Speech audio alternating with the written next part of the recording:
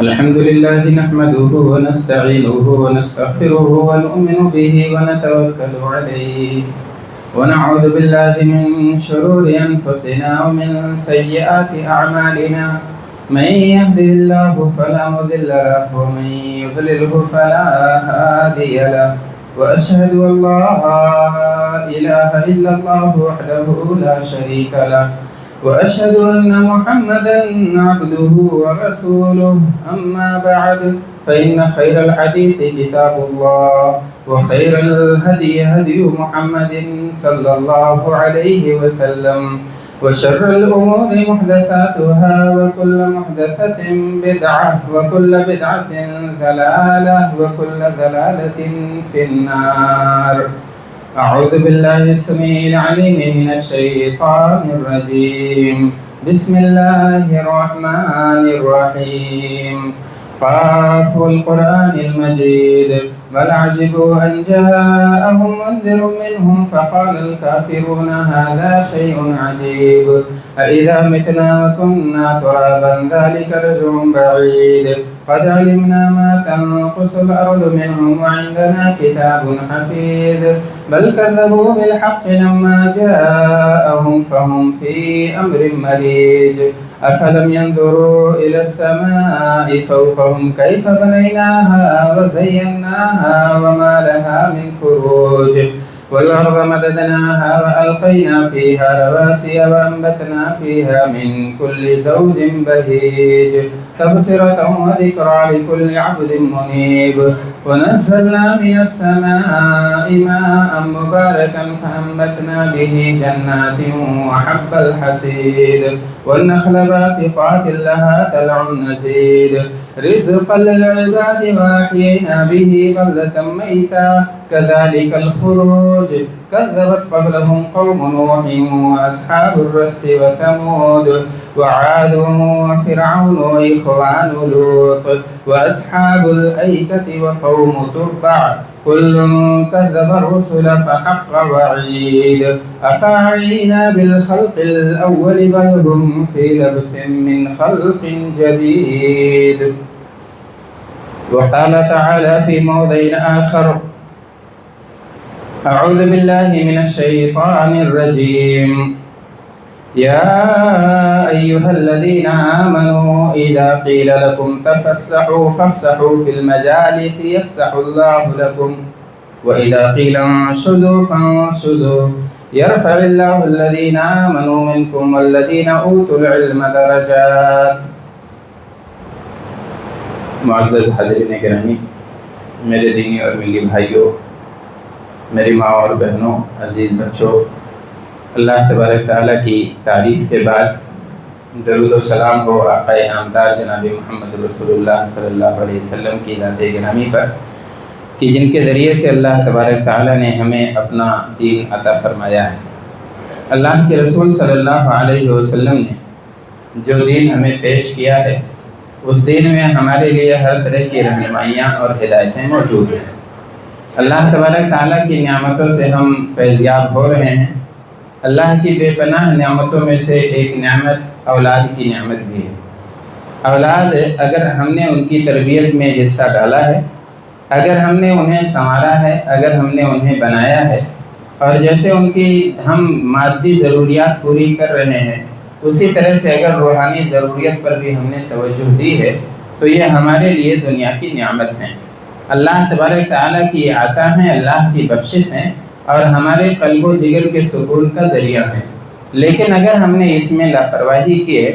ہم نے ان کا پیٹ تو بھرا ہے لیکن ان کی تربیت سے لاپرواہی برتی ہے تو ایسی صورت میں وہ ہمارے لیے وبال جان بن جائیں گے. اور ایسی اولاد کو اللہ تبارک تعالیٰ نے فتنہ کہا ہے اور کہا ہے کہ ان کے فتنے سے بچنے کی ضرورت ہے، احتیاط کرنے کی ضرورت ہے. کتنی ایسی اولاد ہیں کہ بڑی حسرتوں، بڑی تمناؤں اور امیدوں کے بعد حاصل ہوتی ہیں، لیکن حاصل ہونے کے بعد والدین کو یہ کہنا پڑتا ہے کہ کاش کہ اللہ نے مجھے بے اولاد رکھا ہوتا. میرے بھائیوں اور دوستوں، کہنے کا مطلب یہ ہے کہ اگر ہم نے اس نعمت کی قدر جانی ہے اور اس میں اپنا حصہ رکھا ہے تو یہ ہمارے لیے دنیا کی بہت بڑی نعمت ہے. اسی لیے اللہ تبارک تعالیٰ نے جو آیت کریمہ میں نے آپ کے سامنے پڑھی ہے، جس سے بات کی ابتدا کرنی ہے، شروعات کرنی ہے، اللہ تعالیٰ فرماتا ہے ایماندارو، جب تم سے کہا جائے، ایمان والو، اذا قیل لکم، اگر تم سے یہ کہا جائے کہ تفسحوا فی المجالس فافسحوا یفسح اللہ بینکم، مجلسوں میں کشادگی اختیار کرو تو کشادگی اختیار کر لو، کھڑے ہونے کا مطالبہ ہو تو کھڑے ہو جایا کرو، یرفع اللہ الذین آمنوا منکم والذین اوتوا العلم درجات، اللہ تبارک تعالیٰ ایمانداروں کا درجہ اونچا کرے گا، اور جنہیں اللہ تعالیٰ نے علم دیا ہے، جنہوں نے علم کی نعمت پائی ہے، ان کا رتبہ بھی اللہ تعالیٰ بلند کرے گا۔ علامہ ابن خلدون رحمہ اللہ کہتے ہیں کہ تاریخ جب انسانی کھنگالی جائے اور دیکھا جائے تو پتہ یہ چلتا ہے کہ اللہ تبارک تعالیٰ نے کسی جاہل قوم کو حکومت دی ہی نہیں ہے۔ اللہ تبارک تعالیٰ نے اگر سلطنت دی ہے، اگر اللہ تبارک تعالیٰ نے دنیا کی قیادت کسی کو بخشی ہے تو ایسی قوم کو بخشی ہے جو پڑھی لکھی ہو،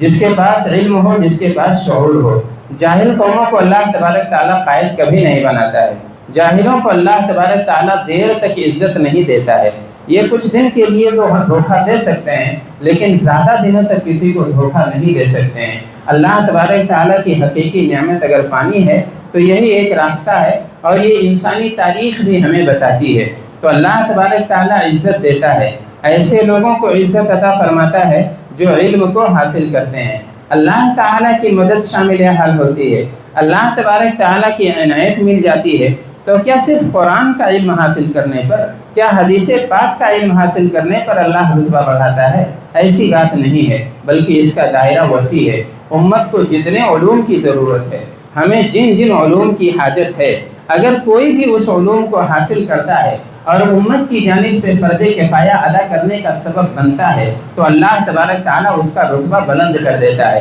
دنیا میں بھی مقام اونچا رکھتا ہے، اور آخرت میں بھی اللہ تبارک تعالیٰ ایسے لوگوں کو سعادت سے نوازے گا۔ تو ان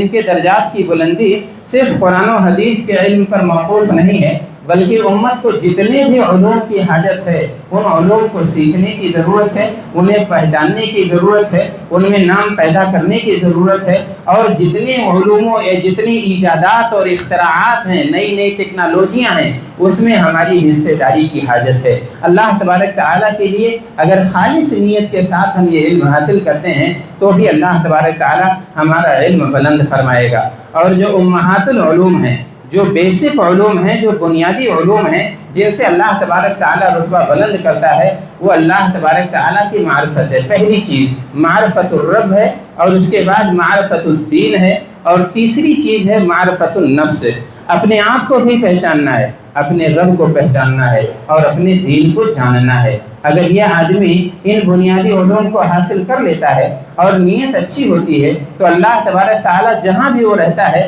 اللہ کی مدد شامل حال رہتی ہے، اللہ تبارک تعالیٰ کی عنایت اسے ملتی ہے۔ تو اللہ کو پہچاننے کا ذریعہ کیا ہے؟ اللہ تبارک تعالیٰ کو اللہ کے کلام سے پہچانا جائے گا، اللہ تبارک تعالیٰ کو نبی پاک صلی اللہ علیہ وسلم کے فرمان سے پہچانا جائے گا، اور جب پہچان لیا جائے گا تو اللہ تبارک تعالیٰ پر ایمان پہاڑ جیسا دل میں مضبوط بنا لیا جائے گا، رسول پاک صلی اللہ علیہ وسلم کی بتائی ہوئی ہدایتوں پر عمل کیا جائے گا، اللہ کے رسول صلی اللہ علیہ وسلم کے کسی بھی حکم کی خلاف ورزی نہیں کی جائے گی، جنت اور جہنم پر ہمیں یقین ہوگا، اللہ تبارک تعالیٰ کی نعمتوں پر ہمیں یقین ہوگا، اللہ تعالیٰ نے جو سزائیں رکھی ہیں شرارتیوں کے لیے، جو اللہ تبارک تعالیٰ نے اپنی نافرمانیوں کے لیے جو عقاب رکھا ہے، جب اس پر یقین رہے گا تب آدمی کی زندگی سدھرے گی، تب آدمی سنورے گا۔ اور دین کی معرفت اللہ کے کلام سے ہوتی ہے، نبی پاک صلی اللہ علیہ وسلم کے فرمان سے ہوتی ہے۔ دین کی معرفت بھی بہت ضروری ہے۔ اگر آپ نے اللہ کو نہیں پہچانا، اگر آپ نے رسول اللہ کو نہیں پہچانا، اگر آپ نے اپنے دین کو دلیلوں کے ساتھ نہیں جانا ہے تو قبر کا سوال یہی تو ہے۔ آپ سے پہلا سوال جو کیا جائے گا، آپ جب آخرت کی پہلی منزل پہ جائیں گے، جب آپ کو زمین کے اوپر سے اٹھا کر زمین کے اندر پہنچا دیا جائے گا اور اس کے بعد منو مٹی کے اندر آپ کو گاڑ دیا جائے گا، تب جب آپ سے سوال ہوگا تو ادھر ادھر کا سوال نہیں پوچھا جائے گا، بلکہ سوال صرف اور صرف اللہ تبارک تعالیٰ کے بارے میں، اللہ تبارک تعالیٰ کے دین کے بارے میں، اللہ تبارک تعالیٰ کے رسول کے بارے میں، یہ سارے سوالات ہوں گے۔ کتنی حسرت کی بات ہے، کتنے افسوس کی بات ہے کہ جب ہم سے سوال کیا جائے، جب ہمارا نامہ اعمال کھولا جائے، جب ہمارا دفتر عمل یہاں کھولا جائے مخلوقات کے سامنے، تو اس میں دنیا بھر کی ساری چیزیں موجود ہوں لیکن آخرت کی کوئی چیز موجود نہ ہو۔ ہماری جوانیاں صرف مال کمانے میں گزری ہیں، صرف اس میں لوہے لکڑ کی بات ہو، صرف اس میں لکڑیوں کی بات ہو، صرف اس میں جو ہے پنی اور پلاسٹک کی بات ہو، صرف اس میں ہوس اور دنیا کی بات ہو، اللہ کا ذکر کہیں ملے ہی نہ ہے، اللہ تبارک تعالیٰ کا تذکرہ کہیں ہو ہی نہ، آخرت کے لیے کوئی کام ہمارا وہاں دکھائی ہی نہ دے، تو یہ کتنے افسوس کی بات ہے میرے بھائیوں اور دوستوں۔ جوانیاں بیت جاتی ہیں، اللہ تبارک تعالیٰ کے لیے کوئی کام کرنے کی توفیق نہیں ہوتی ہے، بڑھاپا آ جاتا ہے، آخرت کے لیے زیادہ آخرت جمع کرنے کی توفیق نہیں ہوتی ہے، تو یہ بہت بڑے حسرت کی بات ہے، اس لیے کہ آخرت کی زندگی ہماری دائمی زندگی ہے۔ یہاں تو ہم آئے ہیں مسافر کی حیثیت سے، اور ایک نہ ایک دن یہاں سے چلے جانا ہے۔ اگر بہت ہوا طبعی زندگی گزارنے کی مدت تو 60 سے 70 سال کی زندگی ہوتی ہے، 50 سال عمر ہو گئی ہے، احساس تک نہیں ہوتا ہے، 40 سال کو پہنچ چکے ہیں، جو ہے احساس بھی نہیں ہے، 10 سال ایسے بیت جاتے ہیں جیسے 10 مہینے گزرے ہیں میرے بھائیوں اور دوستوں۔ تو یہ 60 کی دہائیاں، یہ 70 کی دہائیاں کب بیت جائیں گی کسی کو کوئی پتہ نہیں ہوگا، لیکن اللہ تبارک تعالیٰ کے یہاں ہمارے ان کاموں کا ریکارڈ تیار ہو رہا ہے۔ لہذا اگر دنیا کا کام ہمارے دفتر عمل میں ہو تو اللہ تبارک تعالیٰ کے لیے کیے جانے والے کام کا بھی تذکرہ وہاں ہونا چاہیے، اللہ تبارک تعالیٰ کی خوشنودی کا عمل بھی وہاں ملنا چاہیے، پوری تگود دنیا میں لگا دی جائے، ساری محنتیں یہیں صرف کر دی جائیں، انہی کے حصول کے لیے پوری زندگی برباد کر دی جائے، یہ عقل مندی نہیں ہے، یہ دانش مندی نہیں ہے۔ اللہ کے رسول صلی اللہ علیہ وسلم سے پوچھا گیا چالاک مومن کون سا ہے، ہوشیار آدمی کون سا ہے؟ اللہ کے رسول صلی اللہ علیہ وسلم فرماتے ہیں جو زیادہ سے زیادہ اپنی موت کو یاد رکھے اور مرنے کے بعد کی جو تیاریاں کرے، حقیقی زندگی کی تیاری، اللہ تبارک تعالیٰ سے سامنے کی تیاری، اللہ تبارک تعالیٰ کے سامنے حساب و کتاب دینے کی تیاری، اگر یہ آدمی تیاریاں کرتا ہے تو وہی دانش مند ہے، وہی ہوشیار ہے اور وہی عقل مند ہے میرے بھائیوں اور دوستوں۔ تو اللہ تبارک تعالیٰ نے جو ہمیں امہات العلوم دیے ہیں اس میں اللہ کے دین کی معرفت ضروری ہے، اللہ تبارک تعالیٰ کے دین کی خاطر کیا جانے والا کام ضروری ہے، دینی زندگی ضروری ہے، اور پھر ایک علم اور بنیادی ہے، معرفت النفس بھی ہے، اپنے آپ کو بھی پہچانیے، اپنی قیمت جانیے۔ اللہ نے آپ کو اشرف المخلوقات بنایا ہے، اللہ تبارک تعالیٰ کی بے شمار مخلوقات میں آپ چنے ہوئے ہیں، اللہ تبارک تعالیٰ نے آپ کو دین اسلام جیسی نعمت عطا فرمائی ہے، اللہ تعالیٰ نے آپ کو تندرستی دی ہے، اللہ نے آپ کو صحت و عافیت دی ہے، اللہ تبارک تعالیٰ نے آپ کو آزادیاں دی ہیں، اللہ تعالیٰ نے آپ کے گھر میں خوشحالیاں دی ہیں، تو اس کا احساس ہونا چاہیے، اور جس کی جانب سے یہ نعمتیں مل رہی ہیں اس کے لیے بھی کچھ کام ہونا چاہیے۔ رسول اللہ صلی اللہ علیہ وسلم فرماتے ہیں لا حسد الا فی اثنتین، کہ حسد کرنے کی کوئی گنجائش نہیں ہے،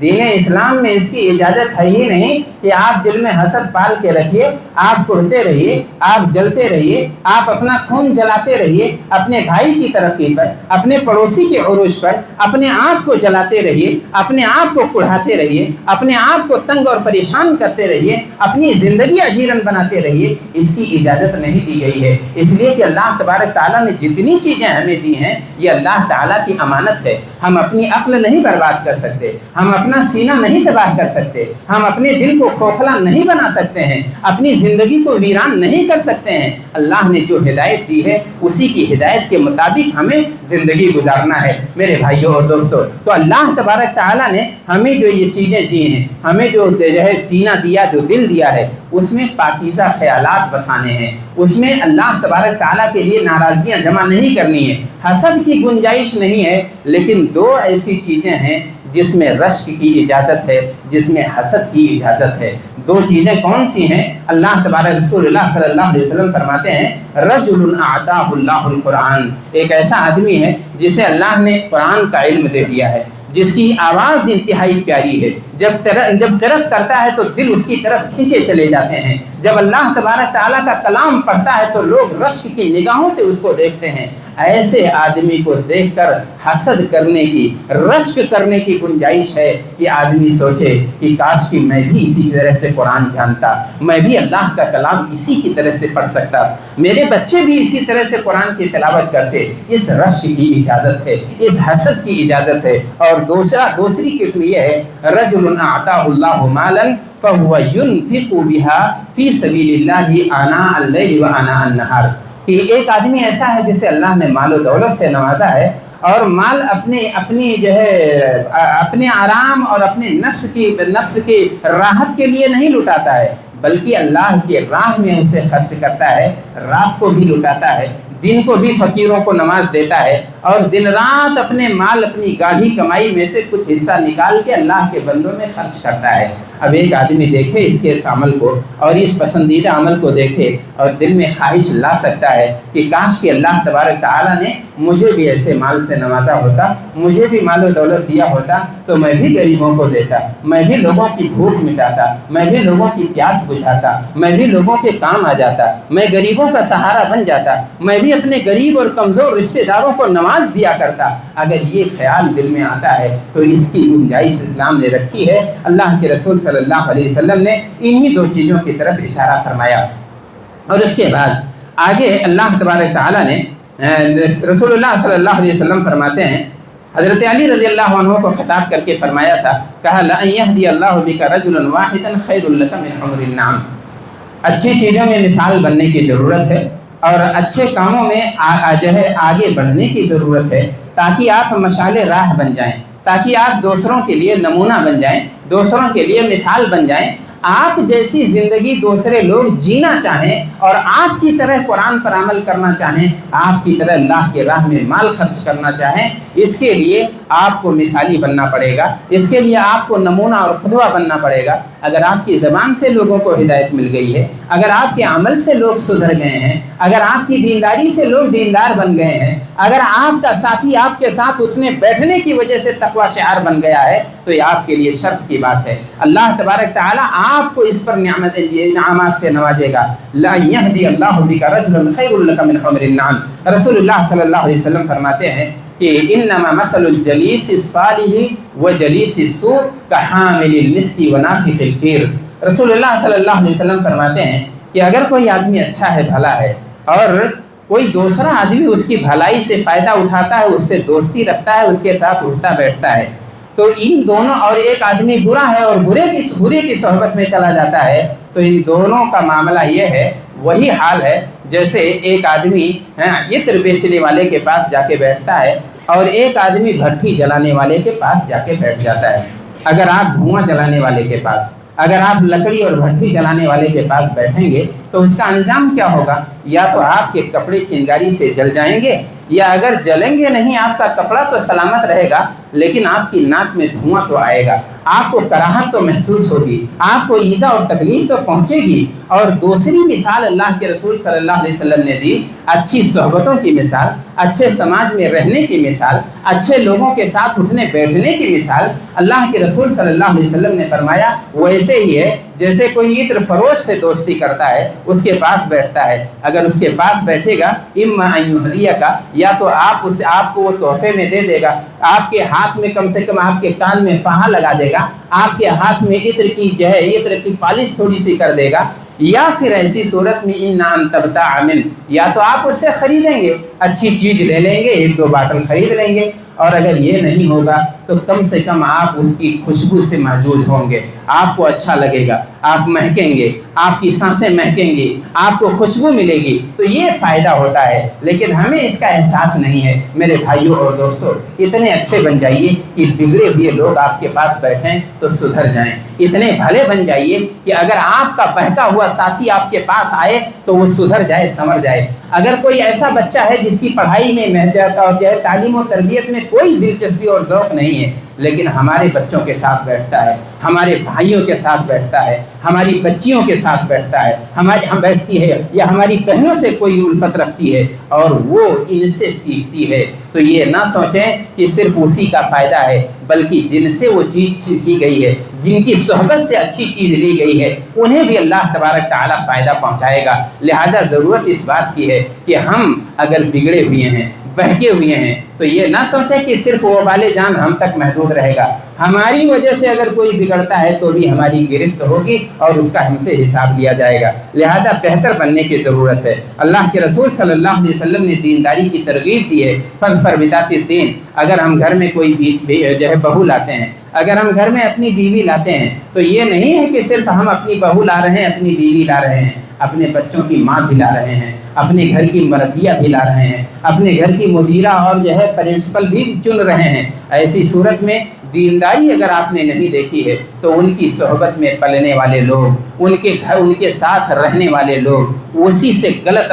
جو ہے سبق لیں گے اور ان کا سنبھالنا، ان کی تربیت مشکل ترین ہوتی جائے گی۔ اسی لیے آپ لوگوں نے سنا ہوگا کہ جب کسی بہترین جو ہے اسکول میں یا مدرسے میں داخلے کی بات آتی ہے تو امتحان جتنا بچوں کا ہوتا ہے اتنا ماں باپ کا بھی امتحان لیا جاتا ہے، ان کے ماں باپ کے بارے میں بھی سوال کیا جاتا ہے کہ ان کے ماں باپ کی تعلیم کیا ہے، یہ ان کا پیشہ کیا ہے، ان کا مشن کیا ہے، یہ کرتے کیا ہے، ماحول جہاں یہ رہتے ہیں وہ ماحول کیسا ہے، ماحول کا بھی بہت اثر پڑتا ہے میرے بھائیوں اور دوستوں۔ تو یہ نہ سوچئے کہ ماحول سے بھی آدمی بہت کچھ سیکھتا ہے۔ ابھی کل کی بات ہے، ایک جگہ بورنگ ہو رہی تھی، چھوٹا سا بچہ ہے، وہ آیا میرے پاس اور کہا ابو مجھے میزائل گاڑ رہے ہیں، مجھے دیکھنا ہے۔ وہ رو رہا ہے، میزائل گاڑ رہے ہیں۔ اس نے اپنے ماحول میں دیکھا ہے، اس نے ٹی وی اور جو ہے واٹس ایپ گروپ پہ دیکھا ہے کہ میزائل کس طرح سے نصب کی جاتی ہے اور اس کی کیفیت کیا ہوتی ہے، تو اسے وہی ساری چیزیں یاد آئیں گی جو اپنے سماج میں دیکھا ہے، اس نے جو اپنے گھر میں دیکھا ہے، جو اپنی ماں کو کرتے ہوئے دیکھا ہے، جو اپنے باپ کو کرتے ہوئے دیکھا ہے، وہ ساری چیزیں بچہ سیکھتا ہے، غیر شعوری طور پر سیکھتا ہے، اور اپنے تجربے سے، اپنی آنکھوں سے، کانوں سے آدمی کم سیکھتا ہے، اپنی آنکھوں سے اور مشاہدے سے زیادہ سیکھتا ہے۔ لہذا مشاہدہ اسے ایسا فراہم کیا جائے جس سے وہ سنورے، جس سے سدھرے اور بہترین بنے۔ اللہ کے رسول صلی اللہ علیہ وسلم نے ہماری اولاد کی تربیت کے تعلق سے بطور خاص اللہ تعالیٰ نے ہدایت دی۔ نبی پاک صلی اللہ علیہ وسلم کو مخاطب کرتے ہوئے کہا، یا ایھا النبی قل لازواجک وبناتک ونساء المؤمنین یدنین علیہن من جلابیبہن ذلک ادنی ان یعرفن فلا یؤذین۔ اللہ کے رسول صلی اللہ علیہ وسلم فرماتے ہیں کہ اے اللہ کے رسول محمد صلی اللہ علیہ وسلم، آپ اپنی بیویوں کو بھی بتائیے، اپنی بیٹیوں کو بھی سمجھائیے، وہ نساء المؤمنین اور مومنوں کی بیویوں کو بھی بتا دیجئے۔ کیا بتانا ہے؟ جو ہے یدنین علیہن من جلابیبہن، زندگی پردے کے ساتھ گزاریں، اپنے آپ کو ڈھانکے رہیں، اپنے آپ کو چھپائے رہیں، اور یہ زیادہ بہتر ہے اگر وہ چھپائے رہیں گی، اگر وہ گھر کے اندر رہیں گی، اگر وہ پردے سے رہیں گی، گھر کی شہزادی بنی رہیں گی، نوکرانیاں بن کے سڑک پہ نہیں دوڑیں گی، نوکرانی بن کے فیکٹری میں کام کرنے نہیں جائیں گی، نوکرانی بن کے کسی مرد کے ساتھ آفس میں اس کا آفس فرینڈ نہیں بنیں گی، تو ایسی صورت میں وہ محفوظ رہیں گی، ان کی عزت محفوظ رہے گی، ان کا احترام کیا جائے گا اور انہیں ایذا نہیں پہنچے گی، انہیں تکلیف نہیں دی جائے گی۔ اللہ کے رسول صلی اللہ علیہ وسلم کو یہ ہدایت بطور خاص دی گئی۔ اللہ کے رسول صلی اللہ علیہ وسلم کو ایک جگہ اور خطاب کرتے ہوئے اللہ تعالیٰ نے فرمایا، یا نساء النبی لستن کأحد من النساء ان اتقیتن فلا تخضعن بالقول فیطمع الذی فی قلبہ مرض۔ اللہ کے رسول صلی اللہ علیہ وسلم کو کہا گیا کہ آپ کی جو بیویاں ہیں، آپ جو امہات المومنین ہیں، جو قدوہ اور آئیڈیل ہیں، جو نمونہ ہیں، ان کے بارے میں اللہ تعالیٰ نے کہا کہ تم جو ہے لستن کأحد من النساء، تم عام عورتوں کی طرح نہیں ہو، تمہیں دیکھا جاتا ہے، تمہارے چال چلن کو دیکھا جاتا ہے، اسے اختیار کرنے کی کوشش کی جاتی ہے۔ اگر تم پرہیزگاری اختیار کرتی ہو، اگر تم اللہ تبارک تعالیٰ سے ڈرتی ہو، فلا تخضعن بالقول فیطمع الذی فی قلبہ مرض، اپنی آواز میں، اپنی زبان میں، اپنے لب و لہجے میں ہر کسی کے سامنے نرمی مت لایا کرو۔ اللہ تبارک تعالیٰ نے خواتین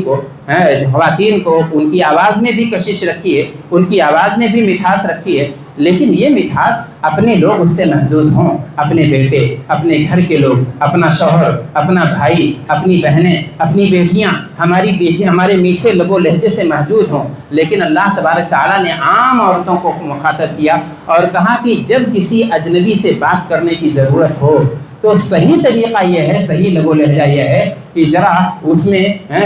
تھوڑی سختی لائی جائے، تھوڑی جو ہے اس میں گفتگو میں ذرا سختی لائی جائے، اتنی نرم گفتگو نہ کی جائے اور اتنے میٹھے لب و لہجے میں ہر کسی سے بات نہ کی جائے فَيَطْمَعَ الَّذِي فِي قَلْبِهِ مَرَضٌ، کہ اگر کسی کے دل میں بیماری ہے، کوئی کمزور دل کا آدمی ہے اور کوئی لالچ لگا کے بیٹھ جائے۔ لہذا غلط بات بھی نہیں کرنی ہے، وَقُلْنَا قَوْلًا مَعْرُوفًا، بات بھلی ہونی چاہیے، بات حق ہونی چاہیے، بات صحیح ہونی چاہیے، لیکن لب و لہجہ عام لوگوں کے لیے ایک الگ ہونا چاہیے تاکہ بیمار دل کا آدمی کسی طرح کی امید نہ لگائے، کسی جو ہے ہوس کا شکار نہ ہونے پائے۔ اللہ تبارک تعالیٰ نے ہمیں عام عورتوں کے لیے حکم دیا ہے۔ آج معاشرے میں دیکھیے، سماج میں دیکھیے، ہم سے یعنی شوہروں سے گفتگو الگ لب و لہجے میں ہوگی، اپنے بیٹوں سے گفتگو الگ لب و لہجے میں ہوگی، اپنے محرموں سے گفتگو الگ جو ہے سختیوں کے ساتھ ہوگی، لیکن جب کوئی دوسرا ہوتا ہے تو اس سے لہجہ تبدیل ہو جاتا ہے، اس سے انداز بدل جاتا ہے، اس سے جو ہے اس کا احترام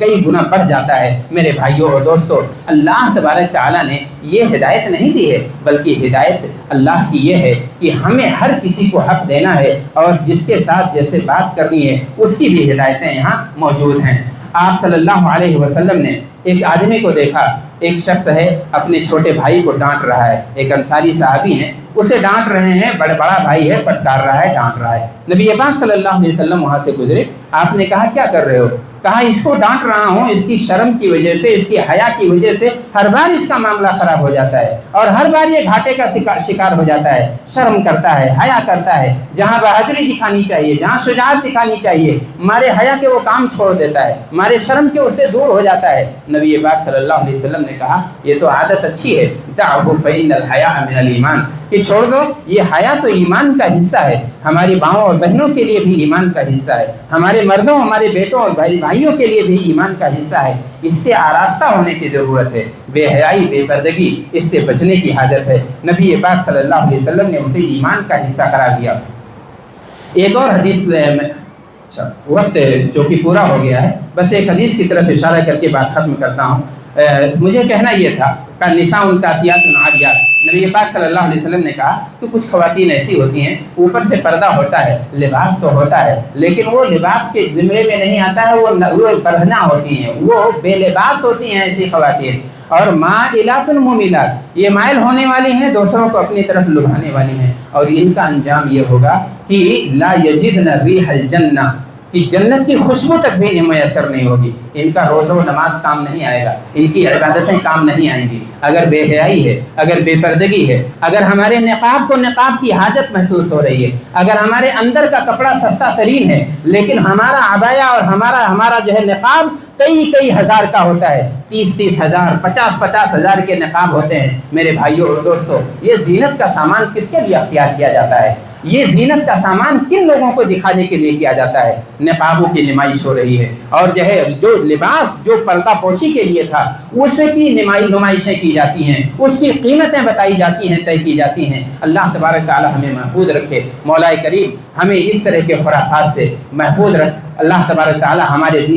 دین کو ہمارے لیے حفظ بنا دے۔ مولا کریم ہمیں دین کا پاسدار بنا، ہماری بیٹیوں کو پردہ دار بنا دے، ہمارے بیٹوں کو تربیت یافتہ بنا۔ مولا کریم ہم دین سے دور ہیں، علم سے دور ہیں، اس لیے ذلیل و خوار ہیں، لہذا تو ہمیں علم سے آراستہ کر دے۔ آمین۔ بارک اللہ لنا ولکم فی القرآن العظیم ونفعنا